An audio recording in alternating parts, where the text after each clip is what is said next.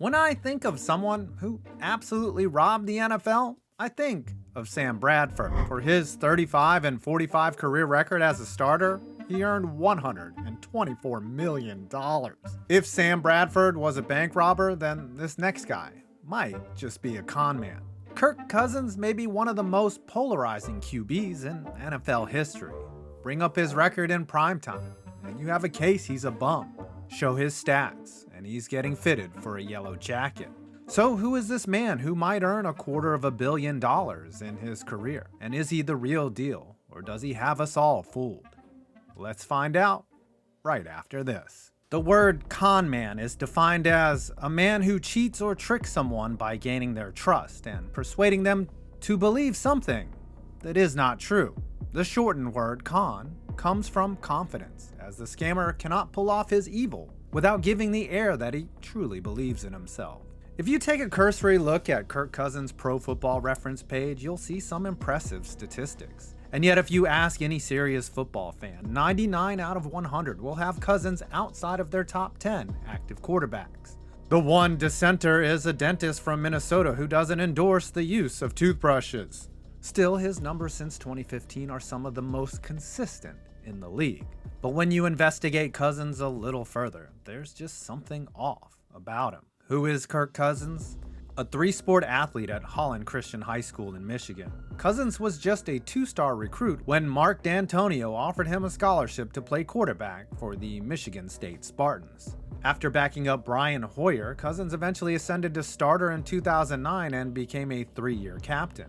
His senior year, Cousins led the Spartans to their first ever Big Ten championship game, where he faced Russell Wilson. Cousins threw his third touchdown late in the third quarter, building an 8-point lead for Sparty.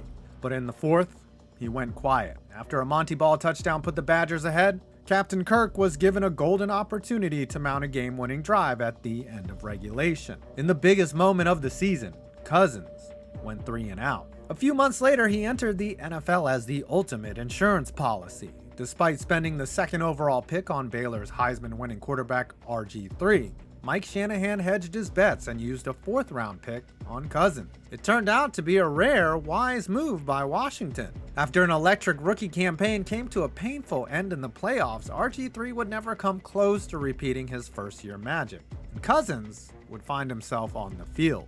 In his first 19 starts, Kirk was 5-14, but in Week 7 of 2015, Washington had a 2-4 record and was staring at a 24-point deficit against the Tampa Bay Buccaneers.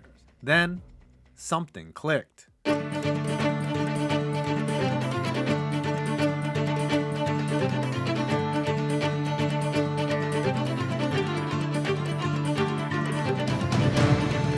like that? You like that? Kirk Cousins had remembered it was a contract year. The confidence had shown up. After turning the ship around in spectacular fashion, Washington went from the precipice of 2-5 all the way to 9-7, a division title and a home playoff game. In the wild card round against the Packers, a Kirk Cousins strike to Jordan Reed put Washington ahead 11-0 in the early going. That would obviously not hold up. But when you take a closer look at Washington's 2015 campaign, something stands out. All of their 9 wins came against losing teams. The 3 times they were challenged by teams that finished above 500, they were outscored 46-105. Kirk threw just 3 touchdowns and 4 picks in those games. So when the Green Bay Packers came storming back and won the game by 17 points, it shouldn't have come as a surprise. Washington was a paper tiger led by a quarterback who had feasted on the bottom feeders in the NFL. Regardless of the collapse, the playoff season had earned Kirk some credibility, something every con man needs, and Washington was interested in keeping him around. Well, sort of. Did you know that one man every hour, every day is diagnosed with testicular cancer? That's far too many. I wanted to take a second to let you know this very real, very dangerous reality all men are facing every day. There isn't anyone in this world that hasn't been affected by cancer, so it's crucial that you are aware of this disease and are taking the right steps for effective screening and prevention. Manscaped is doing something about it. You've seen me over the years support their Lawnmower 4.0 and their tailor-made grooming products. And what better partner than to team up with the Testicular Cancer Society to spread awareness for men's health and early cancer detection. Check out this special edition Lawnmower 4.0 purple trimmer. Not only does it look amazing, but when you buy this limited edition trimmer, you help donate $50,000 to the Testicular Cancer Society to help those impacted by testicular cancer. There are only 10,000 of these trimmers, so act fast. And also go to manscaped.com/TCS to learn how you can perform simple, routine self-checks at home. So after this video, you can go to manscaped.com/5-points, use code TCS5points, and get 20% off your order and free shipping. Again, that's manscaped.com/5-points and use code TCS5points for 20% off your order. And you can donate to the Testicular Cancer Society while you're there. Manscaped.com. Before he could hit the open market, Cousins was slapped with the franchise tag, which paid him $19.9 million for one season. In the 2016 season, Kirk led the Skins back to the doorstep of the playoffs. In the last week, Washington had a win-and-in scenario, but in a potential game-winning drive, Cousins threw a game-sealing interception down 3 points with under 2 minutes left in the game. He was rewarded with a second straight franchise tag that paid him a shade under $24 million in 2017. Funny that a place as shady as Washington wasn't sold on this guy. For the third straight season, Cousins' numbers made him look competent, but the team finished under 500. The difference between that team and the 2015 squad wasn't much different, other than the fact that in 2017, Washington played 10 games against teams that finished with a winning record. And they went 2-8 in those games. Again, much like a swindler, Kirk wasn't there when you needed him most. In his final game for Washington, Cousins registered a certified stinker, throwing 3 picks and no touchdowns against the lowly 2-13 Giants. Needless to say, Washington could have slapped Cousins with the tag for a third straight year, which would have paid him $34.5 million in 2018. Instead, Cousins was allowed to walk. And what he found on the open market was a lot of money, and it was all guaranteed. On March 13th, 2018, the Minnesota Vikings ponied up for Kirk Cousins. 3 years, $84 million. In fact, it was the largest fully guaranteed contract at the time. And the dude had no allegations against him. And for their investment, Cousins delivered in the 2018 season with 30 touchdowns, 4,300 yards, and just 10 interceptions. Not so scummy, eh? Unfortunately, it only translated into 8 wins for a Viking squad that had advanced to the NFC Championship game with Case Keenum just a year prior. It was an immensely talented roster, and Cousins' stats were good. How did things go wrong? When you zoom in on Cousins' splits in 2018, everything looks normal, and then something fishy starts to stand out. The Vikings played 5 primetime games in 2018, and in those games, the team went just 1-4. When you zoom out, you'll notice that this isn't just an anomaly for Cousins in his career. It's more of what we'd call a trend.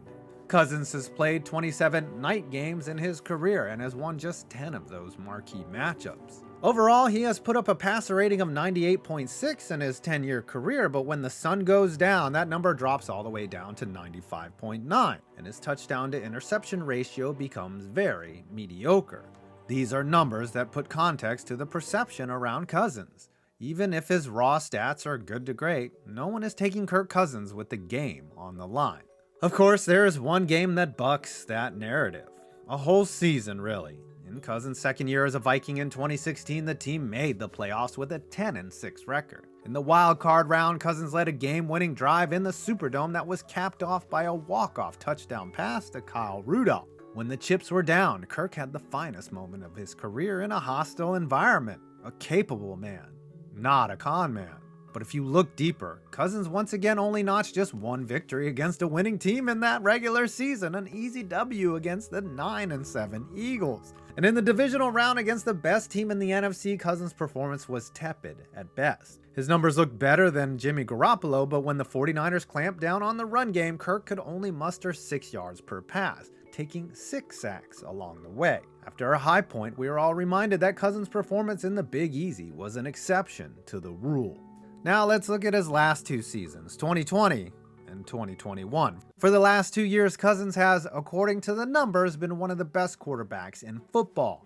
He started 32 games, thrown 68 touchdowns, just 20 picks, and was sacked on less than 5% of his dropbacks in 2021. He was also named a Pro Bowler.